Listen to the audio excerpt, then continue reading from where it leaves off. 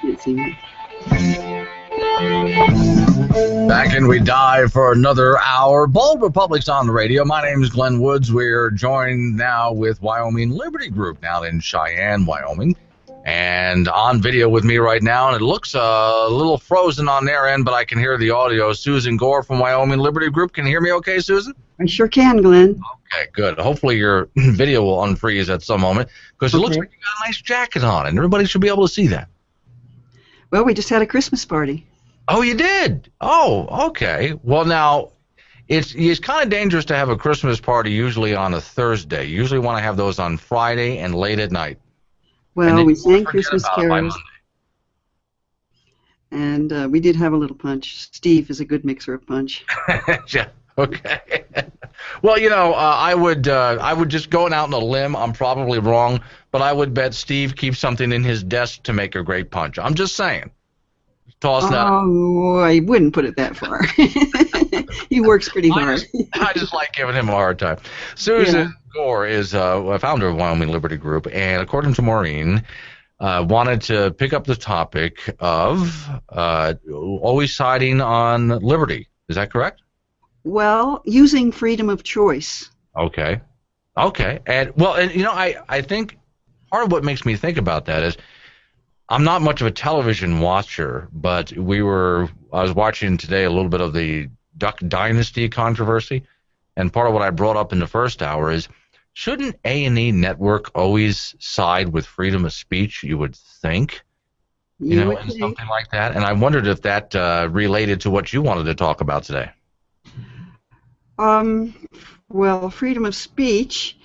I was going to talk about freedom of choice. Okay. And using that choice. Okay, go right ahead. Apply to freedom of speech, though, Glenn, in terms of the Wyoming Constitution, because the Wyoming Constitution says, yes, you have freedom of speech, and each person is responsible for what they say. Mm-hmm. Each individual is responsible for what they say. Okay. So you're on the radio. You're choosing all the time what you're going to say. And I get in trouble for it all the time, Susan. I have a big mouth. That's why I decided to make a living at it. I think you're pretty constructive.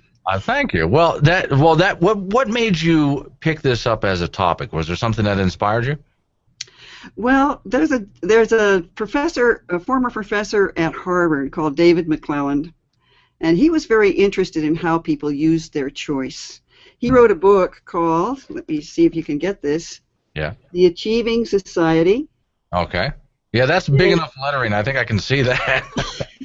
Well, the reason I remembered David, he's gone now. He died maybe 10 years ago.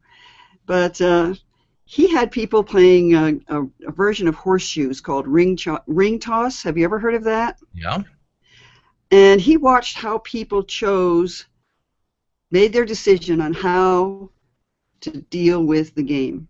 Mm. And some people, well, the people who play the lottery type person would go way far away because the score depends on how far you are from the post and take a fling. And some people would actually walk up and drop the ring over the post. So their score was lower, but they were guaranteed to make a ring. Well, that's two different temperaments.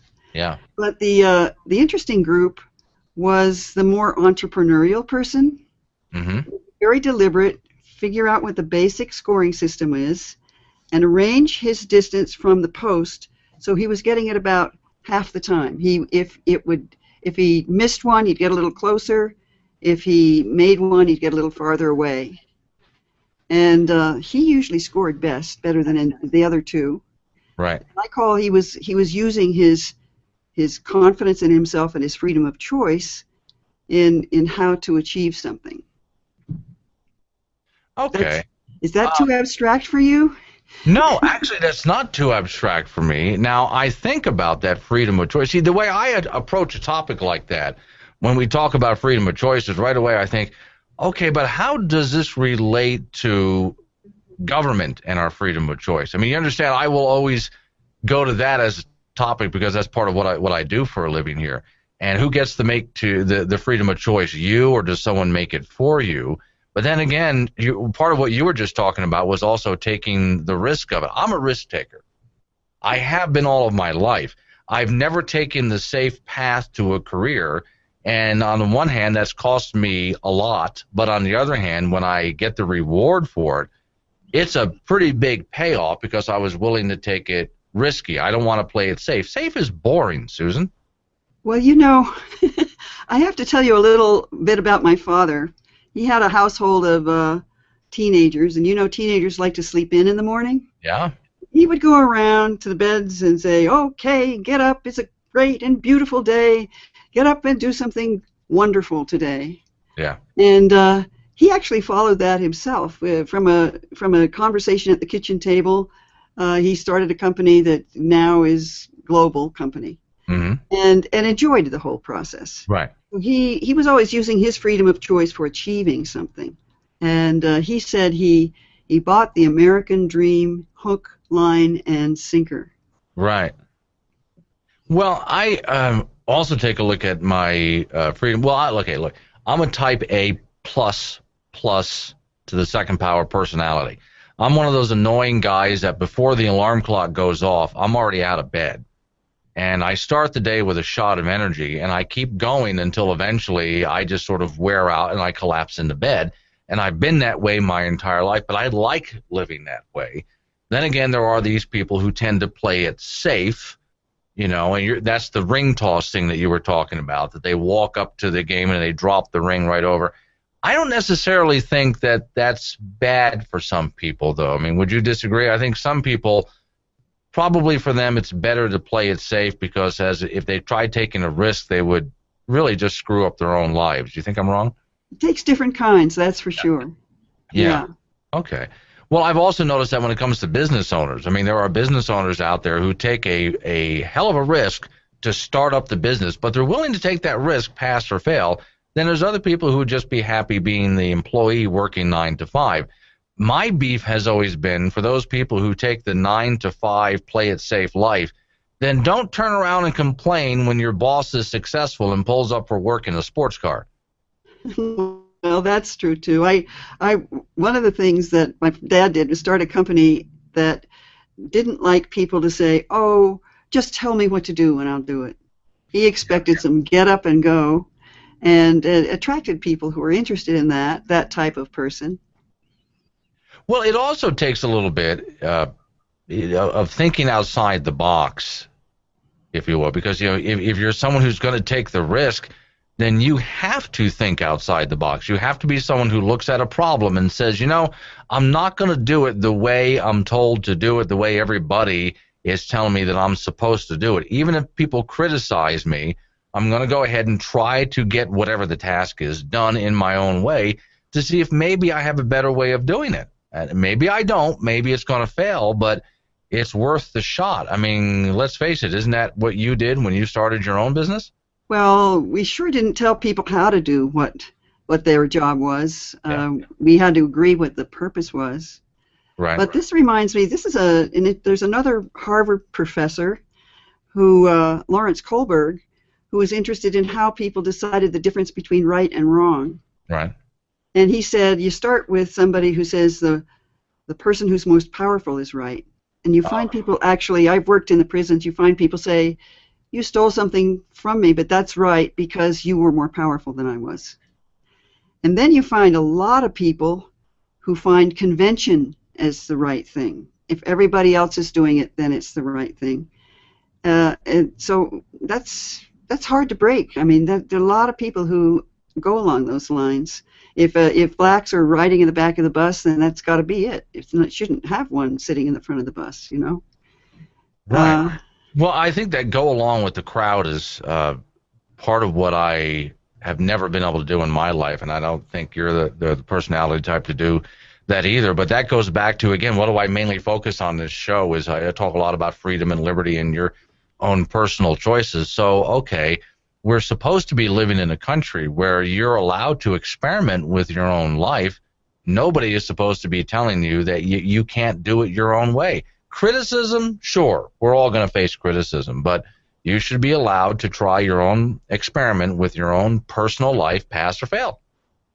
That's right. And not only that, but be a kind of person who, when you do experiment with it, you're deliberate and you see what you've done and you learn something from it and move on. That's what the ring toss person does. He sees how his ring landed and then learned from that and adjusts himself to that rather than doing the same thing again and again, which is oftentimes what you find in a governmental bureaucratic imposition. Everybody has to do it the same way. Well, then let me ask you about that, because that's something I was talking about last hour. I mean, it relates to part of what I was talking about last hour, I think, anyway. What is it with these people that get themselves into government and they seem to think that we're all supposed to be doing it the same way, according to the government's way, because the way this country was originally set up is government was supposed to protect us so we could go off and live our life for better or worse as we see fit. But that's not what's happening even in government in Wyoming right now. We're all supposed to play along and do what we're told. I'm reading yet another book, Glenn, and it's called The Liberal Mind. Mm-hmm. And this is a psychologist. It's interesting because he cares about the developmental stages that a child goes through. Right. Each developmental stage, the child has a problem to solve. And that problem is either solved in a constructive or less constructive direction. And his book is about how a kid who's going to end up liberal oftentimes makes the wrong turn at each stage. Well, you know what it reminds me of? Now, you think back to when you were a kid on the playground, because I certainly remember this too. There was always that kid, remember, who made up games and wanted everybody to play the games. And they also made up the rules to all of the games. And if they found themselves losing their own game, they changed the rules so they would win. Remember those people? They work for government. They're bureaucrats and politicians now. I don't know. It sounds like my 4-year-old grandson. What is it, these folks, though, that they just can't leave well enough alone? Because, Susan, I come across people all the time that I just flat out disagree with. In fact, sometimes their personal lives just disgust me. But while I'm willing to offer help if I see that they're in trouble, I'm also a live and let live kind of guy. That's their decision. I'm not allowed to tell them what they can and can't do. So I guess I've just never been able to get into the head of somebody who thinks that they're supposed to be in charge of me. In fact, I'm the nicest guy in the world, but if you want to get me angry, tell me what to do. Well, you're a true libertarian, Glenn. I go a little more on the conservative side. I think you should only tolerate truth, especially if it's being imposed on you. There's a certain time where it's not live and let live, that there's really a right and really a wrong. There is. Now, that would be the question. I know the answer to this, but you started Wyoming Liberty Group. We'll let you answer this question. Okay. So there's truth. There's right and wrong based on what? Harm to others, harm to yourself? How do you define right and wrong? Well, I think there's such a thing as divine law. Mm-hmm. Certainly, you, as a libertarian, you'd agree there's such a thing as natural law. You don't run your truck on molasses. It doesn't work. Right. And I think morally there are certain things that just don't work. For instance, telling lies doesn't work because you lose your sense of discrimination and then you're going to be deceived. And that's an example of what I would call a divine law, or just whether you acknowledge it or not, it keeps going on, just like molasses in the gas tank doesn't work. All right. I've got a few more questions for you, but let me go ahead and pay some bills, because another divine law is there are bills to pay. That, taxes, and death, you know. Back to Glenn Woods. My name is Glenn Woods, and on video with me now, for those watching my video, you'll see Susan Gore popping up in just a moment. Wyoming Liberty Group, as we join with them every single week. Susan Gore, by the way, the founder of Wyoming Liberty Group, and she came across a book that has to do with a lot of your own personal choices, which is what we're talking about. Susan, you back with me? I sure am. Okay, there's your picture. Okay, for a second there I couldn't see your face again. So, okay, let me ask you a little bit more about personality type. Let me see if you can, your experience over your life dealing with different personality types. It seems that there are people who are, I think, naturally born and prone to be risk takers and decision makers and people who think outside the box. and those people who are prone to be more of the followers. Would you say that's the case, or is it? Do you think it's something that's learned? Well, that's one typology, but we started by talking about David McClellan, and he was very interested in people's motivation. Yeah, well, that's what I'm getting at. When we talk about motivations, do you think motivation is learned?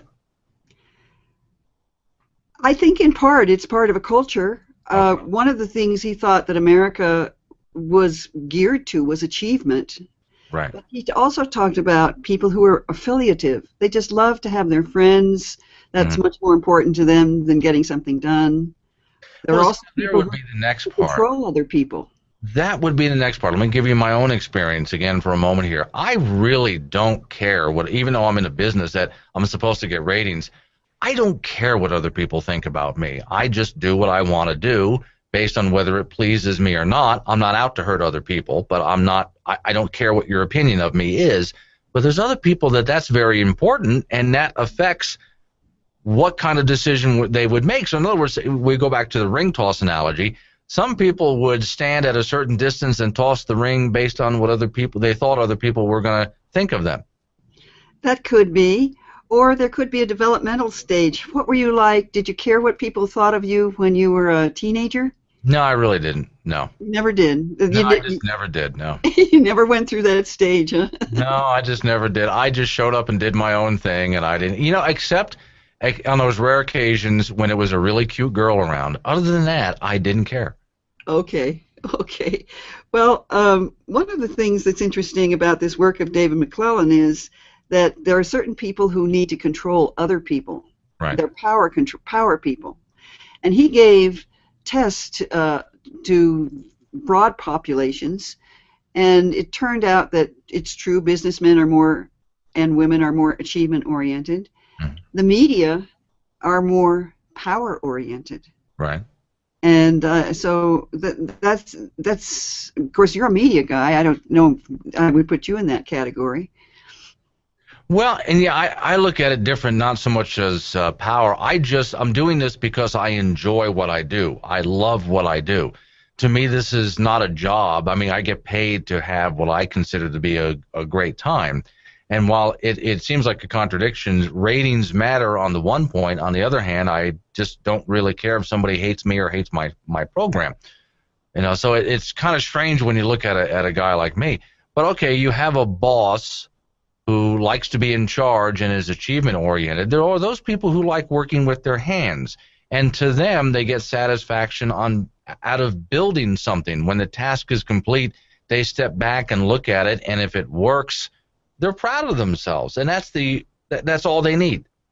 And that has a lot to do with liberty, because if you have a lot of people in society who want to do something in their lives, whether it's to have a good family, whether it's to make something with their hands, whether it's to have a business, where there's some sense of achievement, you have a happier society and a more free society. So it isn't just a matter of peeling back the government. It also is a matter of the quality of the individuals in civil society. Yeah, see, now there's something I've been talking about for a while on this program, or about for the past year. It's been bothering me. I think really the way that we get this country back to the free society that it was meant to be in the first place, and at one point is not so much to go after the people in government. I don't think we're going to change their minds. I think their minds are already made up, already set. I really think it's bringing back that sense of individualism to the people. When that's brought back, then government can't have control anymore. Do you think I'm on the right track? I think you're on the right track, but as a libertarian, it isn't only a matter of individualism. One of the precious traditions that I know from as a Westerner growing up is we love our characters and we support them, and we also, when somebody needs something, we help them out. When we need something, they help us out. Right. So it's a whole community that supports that individuality developing into its own unique quality.